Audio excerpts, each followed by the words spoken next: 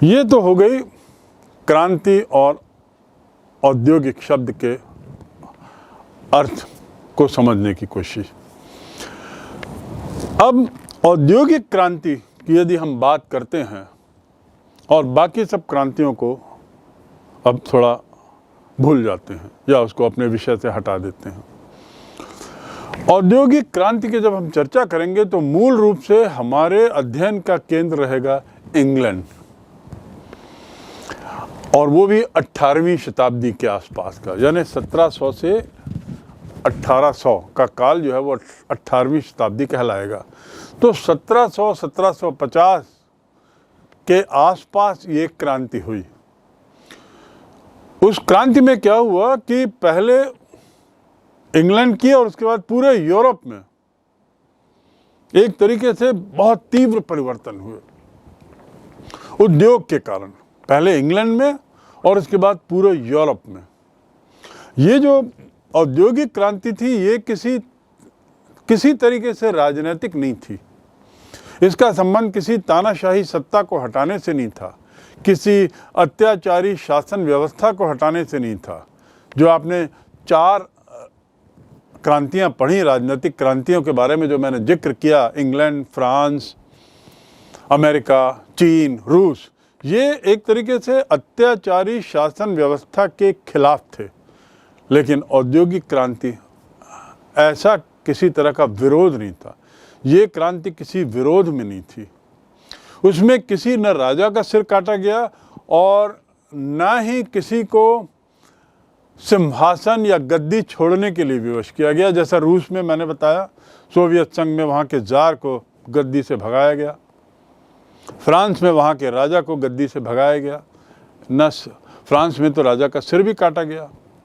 यहाँ पर ऐसा कुछ नहीं हुआ, और न ही किसी प्रकार का आतंक। जब भी क्रांति होती है तो एक तरह का आतंक छा जाता है, क्योंकि क्रांति प्रारंभ होती है तो उसके बाद क्रांति कहाँ पर रुके, उसकी सीमा कहाँ तक हो, ये इस पर नियंत्रण रखना बड़ा कठिन हो जाता है। क्रांति की चपेट में बहुत से लोगों को अपना जीवन खोना पड़ता है। एक तरीके से आतंक घबराहट छा जाती है। पर यहाँ पर औद्योगिक क्रांति ऐसी क्रांति है जिसमें ना कोई आतंक है, जिसमें ना किसी सिंहासन को किसी को छोड़ने के लिए विवश किया गया, ना किसी तरह का संवैधानिक परिवर्तन हुआ, और ना ही किसी शासन व्यवस्था को बदल के या किसी अत्याचारी व्यवस्था को हटाकर दूसरी व्यवस्था लाई गई। इसका संबंध तो उद्योगों से है। चूंकि इसके परिणाम बहुत दूरगामी थे, चूंकि इन उद्योगों के आने से जो परिवर्तन आए वे बहुत तीव्र थे, बहुत गंभीर थे, तो एक तरीके से राजनीतिक क्रांति से भी ज़्यादा अहम होगा। इस तरह की क्रांति न पहले कभी हुई थी और न ही बाद में हुई। तो फिर आखिर ये क्रांति क्या है, औद्योगिक क्रांति क्या है? एक पंक्ति में यदि हम बोलें तो औद्योगिक क्रांति वह क्रांति है जिसने मनुष्य के उत्पादक के उपकरण, उत्पादन के उपकरण, औजार और तरीकों में भारी परिवर्तन किया। देखिए, परिवर्तन ही नहीं, औजारों में और तरीकों में, उत्पादन के औजार और तरीके में भारी परिवर्तन को औद्योगिक क्रांति कहते हैं। क्योंकि उद्योगों का संबंध उत्पादन से है, औजारों से है और उत्पादन के तरीकों से है, इसलिए इसे औद्योगिक कहा जाता है। और क्रांति क्यों जोड़ा गया है? क्योंकि इन सब औजारों और इन सब तरीकों के कारण इतना तीव्र परिवर्तन आया समाज में कि एक तरीके से क्रांति से कम नहीं है। ये जो क्रांति थी औद्योगिक क्रांति के पहले आदमी, थोड़ा हम जानें कि आखिर औद्योगिक क्रांति और उसके पहले के काल में अंतर क्या है, क्या अंतर था। औद्योगिक क्रांति के पहले आदमी जो था वो एक तरीके से अपनी ही दुनिया जीता था, और अपनी दुनिया जीने का तात्पर्य यह है कि वो जो भी उत्पादन करता था वो अपने जीवन के लिए, अपने परिवार के जीवन निर्वाह के लिए, बस उतना ही उत्पादन करता था, और वही चीज़ का उत्पादन करता था जिसकी उसे ज़रूरत है, अपने लिए, स्व के लिए, अपने जीवन यापन के लिए, चाहे वो अन्न हो, चाहे वस्त्र हो, और या कुछ और हो, अपने उत्पादन के लिए, अपनी ज़रूरतों को पूरा करने के लिए वो उत्पादन करता था। दूसरा, वो उतना अपना श्रम लगाता था। तो अपना श्रम किसके लिए? अपने लिए। श्रम अर्थात लेबर। अपना श्रम अपने स्वयं की ज़रूरतों को पूरा करने के लिए। ये स्थिति थी औद्योगिक क्रांति के पहले की। कभी कभी तो वो पशुओं की भी मदद लेता था, लेकिन पशुओं की मदद किस लिए? अपने लिए। पशुओं की मदद भी अपने लिए, अपने हित के लिए। उसे यदि गेहूं का बोरा ढोना है जो वो स्वयं नहीं ढो सकता, तो जानवर की मदद लेगा, क्योंकि उस बोरे से उसे अपना जीवन यापन करना है, उस बोरे में जो अन्न है। तो ये तो हुआ औद्योगिक क्रांति के पहले की दशा। अब औद्योगिक क्रांति आने से क्या हुआ? शारीरिक शक्ति जो मनुष्य श्रम करता था वो बहुत कम हो गया, बहुत ही कम हो गया, क्योंकि मशीनें आ गईं। तो औद्योगिक क्रांति का तात्पर्य मशीनों से है। बहुत कम उसका शारीरिक श्रम हो गया, उसकी अपनी शारीरिक शक्ति का जो प्रयोग जो पहले करता था, श्रम करता था, वो बहुत कम हो गया, और उसका स्थान किसने ले लिया? मशीनों ले। पहले उन मशीनों को चलाने के लिए वो श्रम करता था। अब क्या हुआ? अब मशीनें चलाने के लिए अब भाप आ गई, तेल आ गया और बिजली आ गया। भाप, तेल, बिजली। ऐसा नहीं कि मशीनें पहले नहीं रही होंगी, मशीनें थीं, लेकिन अब उन मशीनों का उपयोग ज़्यादा तीव्र गति से होने लगा, क्योंकि भाप, तेल, भाप का आविष्कार हुआ, भाप की उपयोगिता मालूम हुई, बिजली का आविष्कार हुआ, तेल की खोज हुई और तेल की उपयोगिता मालूम हुई। तेल का अर्थ पेट्रोल से है, डीजल से है। तो इस प्रकार हम कह सकते हैं कि मनुष्य अपनी शारीरिक शक्ति का प्रयोग जो पहले अपने लिए करता था, अब वह शारीरिक शक्ति का प्रयोग न्यूनतम हो चला, क्योंकि आगे चलकर भाप, तेल और बिजली का प्रयोग करने लगा। ये जो बदलाव आया भाप, तेल और बिजली के प्रयोग से, इंग्लैंड में बहुत तीव्र परिवर्तन आए। मैंने जैसे आपको बताया, पहले वो केवल अपने लिए कपड़ा बनाता था, पहले वो केवल अपने लिए जूता बनाता था, पहले जो भी श्रम करता था कृषि में वो अपने लिए करता था। अब भाप, तेल और बिजली के आने से उसकी उत्पादन क्षमता में वृद्धि हुई, और एक के बदले शायद 4 शर्ट, 4 कपड़े तैयार करने लगा, एक जूते के बदले 4 जूते बनाने लगा। और आगे बात करूं तो मशीन के बल पर अब 1-2 जूते के स्थान पर एक दिन में वो हजार शूज़ बनाने की क्षमता रखने लगा। और आज आप मशीनों को देखें जिनकी असेंबली लाइन लगती है, तो एक दिन में कई 100 कारें बन जाती हैं। इस तरह का जो परिवर्तन है, इन कारों के आने से क्या हुआ? आज पूरे समाज में आप देखिए, पूरे देश में सब जगह कारों का अपार भंडार, लोगों के पास कारें ही कारें हैं, कारों के एक से एक मॉडल हैं। क्या ये क्रांति नहीं है? और क्या इस क्रांति की शुरुआत हम उस भाप, बिजली और तेल की खोज से नहीं करें? तो इस प्रकार हम कह सकते हैं कि ये जो परिवर्तन है, श्रम के स्थान पर मशीन, और मशीन में भी भाप, बिजली का उपयोग, तो आगे चलकर ये क्रांति का रूप लेती है, बहुत तीव्रतर परिवर्तन लेती है मानव जीवन में, मानव सोच में, मानव विचार में, और इसलिए इसे हम क्रांति कहते हैं। इस क्रांति की शुरुआत इंग्लैंड में हुई सबसे पहले। इस पर हम आगे जानेंगे कि आखिर इंग्लैंड में ये क्रांति पहले क्यों हुई। पर आपको ये मालूम होना चाहिए कि इस क्रांति की शुरुआत इंग्लैंड में हुई और फिर वहाँ से यूरोप और आज पूरे विश्व में, जिसमें भारत भी एक है, वह छूता नहीं हो। औद्योगिक क्रांति, मैंने जैसा आपको बताया कि क्रांति जब होती है तो पूरा परिवर्तन लाती है और फिर रुक जाती है, लेकिन औद्योगिक क्रांति ऐसी नहीं है। वो क्रांति आज भी सतत रूप से चल रही है। इंफॉर्मेशन टेक्नोलॉजी, सूचना की क्रांति क्या है? ये वही औद्योगिक क्रांति का ही एक हिस्सा है।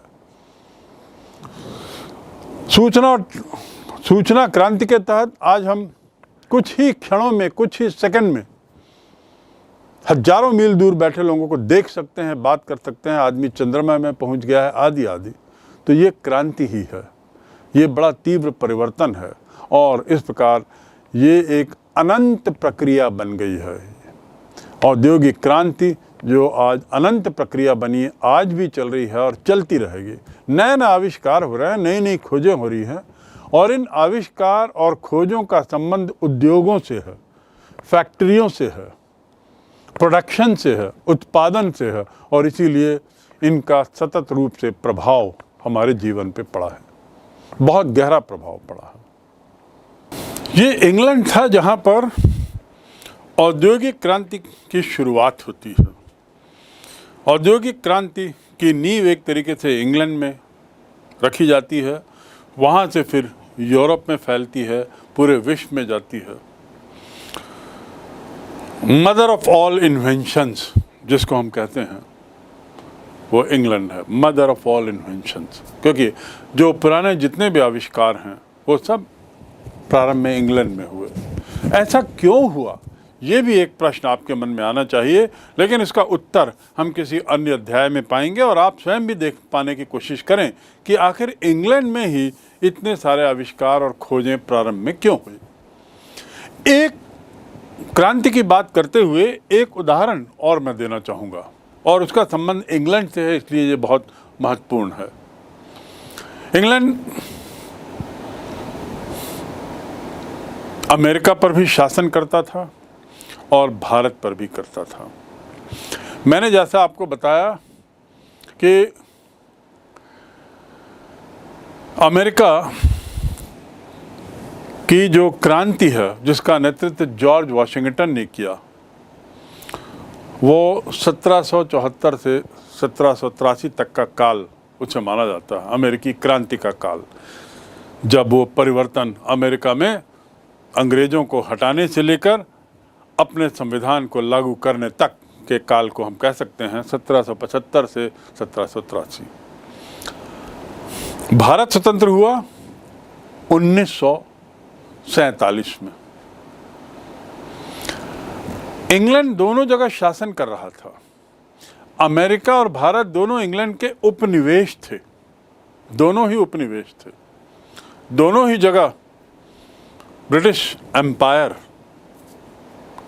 के बैनर के तले हम लोग थे। सत्ता एक थी इंग्लैंड, लेकिन अमेरिका स्वतंत्र हो गया 1774-75 में। अब भारत स्वतंत्र हुआ 1947 में। भारत जो स्वतंत्र हुआ 1947 में, 200 वर्ष के सतत संघर्ष के बाद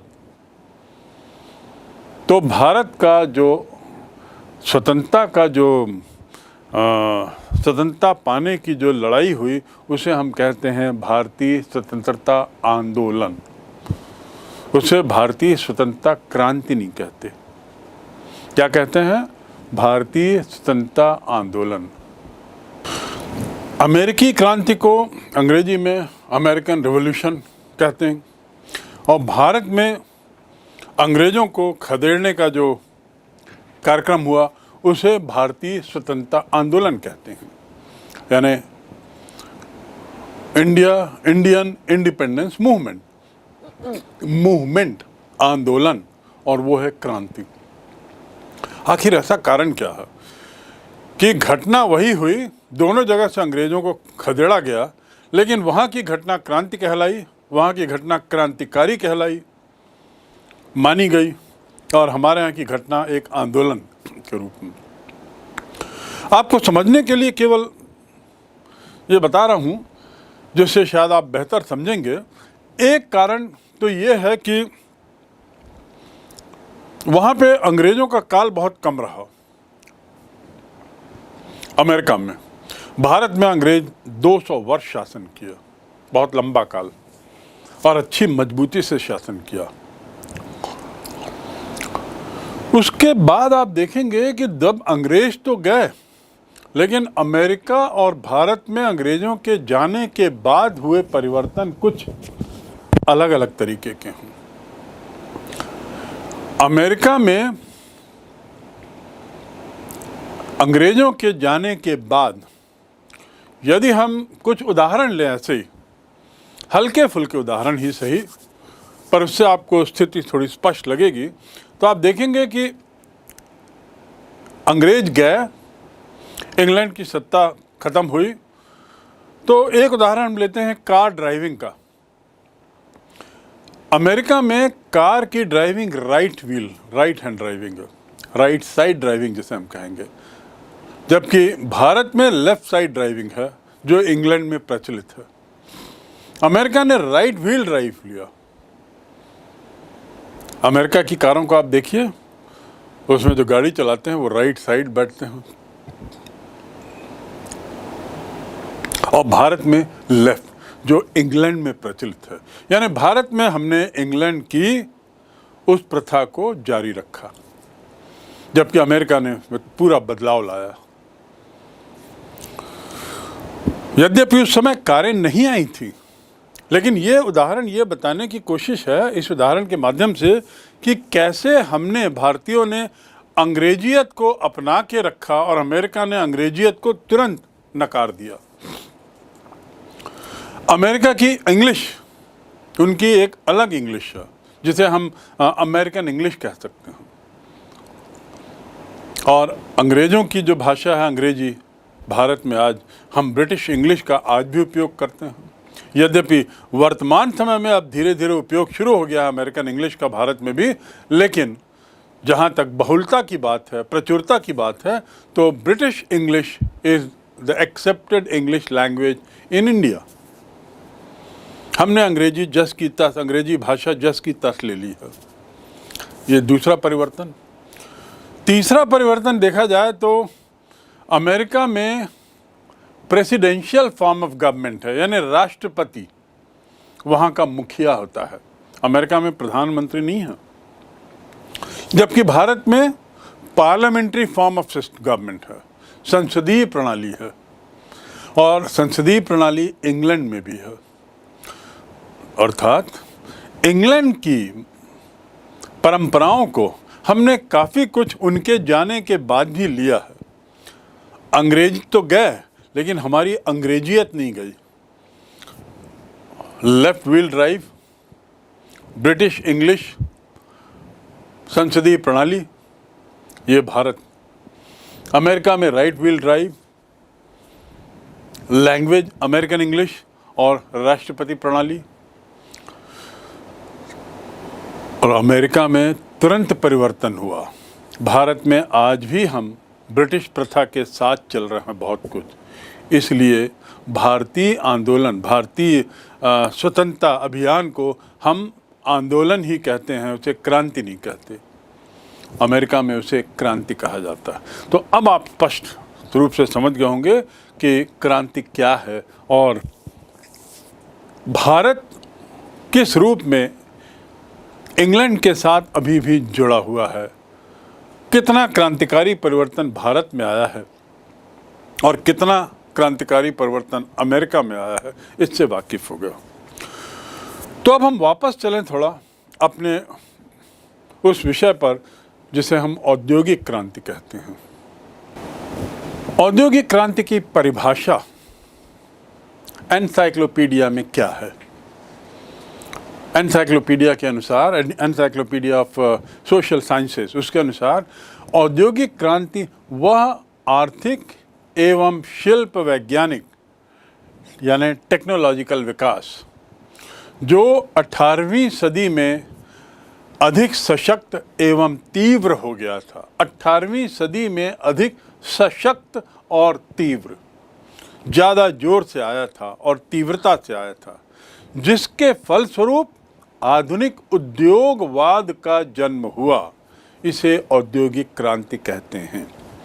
यानी आधुनिक उद्योगवाद के जन्म के साथ औद्योगिक क्रांति शुरू होती है और आधुनिक उद्योगवाद आने का कारण सशक्त और अधिक तीव्र वैज्ञानिक और आर्थिक परिवर्तन विकास, और इसका काल क्या है? 18वीं सदी।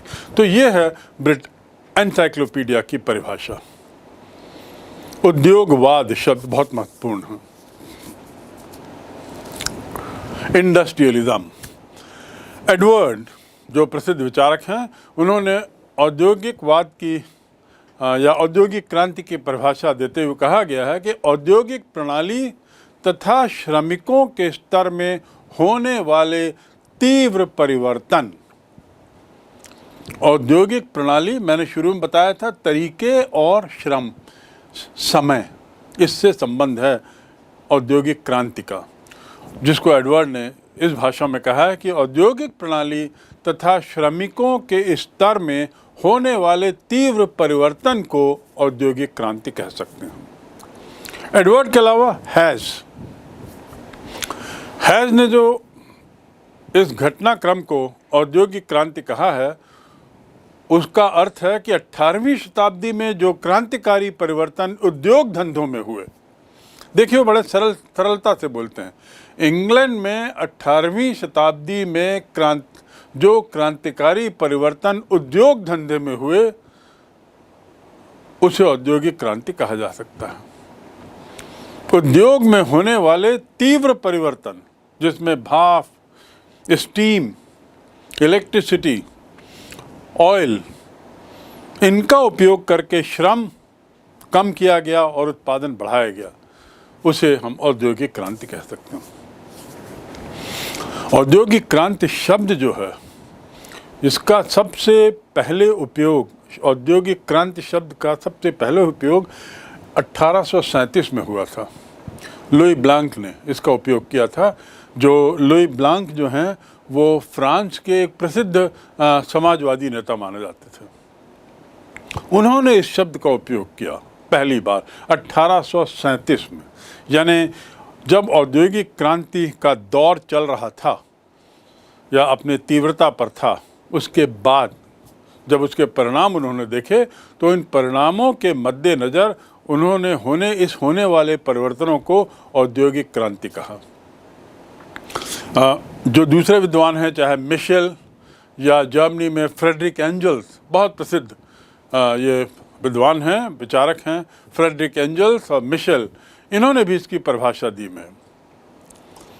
अंग्रेजी में इस शब्द का सबसे पहले उपयोग अर्नोल्ड टॉयनबी ने, जो प्रसिद्ध दार्शनिक हैं, प्रसिद्ध अर्थशास्त्री थे, Arnold Toynbee, very well known philosopher and historian, economist, उन्होंने इन परिवर्तनों के बारे में पहली बार इस शब्द का उपयोग किया और ब्रिटेन के विकास में 1760 से लेकर 1820 के बीच जो परिवर्तन हुए, उसे उन्होंने औद्योगिक क्रांति का चरम काल माना।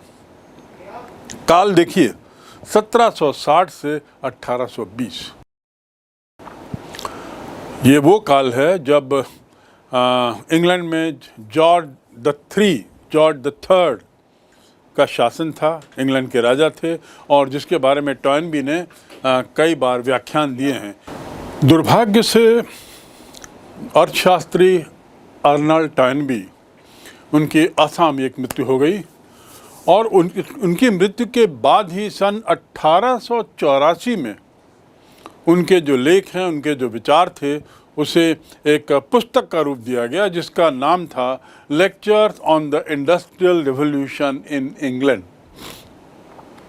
Lectures on industrial revolution in England 1884। याद रखने के लिए, 1884 वह वर्ष जब भारतीय राष्ट्रीय कांग्रेस की स्थापना भारत में होती है, 1884-85 में। तो जब भारत में राष्ट्रीय आंदोलन का नेतृत्व करने वाली पार्टी की शुरुआत होती है उस समय इंग्लैंड में अर्नल्ड टॉयनबी के लेखों का संकलन एक पुस्तिकाकार रूप में होता है और जिसका नाम है lectures on the industrial revolution in England. यानी वो मानते थे कि इसकी शुरुआत, इस औद्योगिक क्रांति की शुरुआत इंग्लैंड में हुई और ये इसमें इतिहासकारों में कोई मतभेद नहीं है। परवर्ती इतिहासकार यानी टी.एस. एश्टन, उसके अलावा मंटू और एरिक हॉब्सबॉम, ये टॉयनबी के विचारों से अन्य इतिहासकारों की तरह सहमत हैं। भले ही थोड़ा काल में बदलाव हो, अंतर हो, लेकिन ये सबका मानना है कि 1780 से लेकर 1820 ये 40 वर्ष 1780 टू 1820, अभी 2020 चल रहा है, यानी लगभग 200 वर्ष पूर्व तक के पहले के 40 वर्ष, इस दौरान जो घटनाएं हुई, खासकर कपास के क्षेत्र में, कपास और लौह उद्योग, कपास कपड़ों का के लिए काम आता है, लोहे का उद्योग, कोयला खनन, मार्गों का जाल, सड़क मार्गों का जाल और नहरों का निर्माण और इसके अलावा विदेशी व्यापार, इसमें बहुत विकास हुआ। मैं फिर से दोहरा दूं, क्योंकि औद्योगिक क्रांति के शुरुआती दौर में कौन से उद्योग भाप, बिजली और तेल इसका फ़ायदा उठा पाए और उत्पादन बढ़ा पाए, तो मूल रूप से इसमें कपास उद्योग है, लौह उद्योग है, कोयला उत्खनन का कार्य जिससे भाप बन सकती हो जल्दी, सड़कों का जाल बिछा, नहरें बनाई गई और इसके साथ ही विदेश व्यापार ये बढ़ा। एस्टन, जिनका मैंने नाम लिया अभी, उन्होंने तो इस औद्योगिक क्रांति का एक उत्सव ही मनाया जब इंग्लैंड की छोटी छोटी मशीनें और कल पुर्जों की बाढ़ से पूरा यूरोप आच्छादित हो गया। इन छोटी छोटी मशीनों के आविष्कार ने पूरे यूरोप में जो बदलाव लाया वो क्रांतिकारी बदलाव था और इसीलिए ये औद्योगिक क्रांति कहलाया।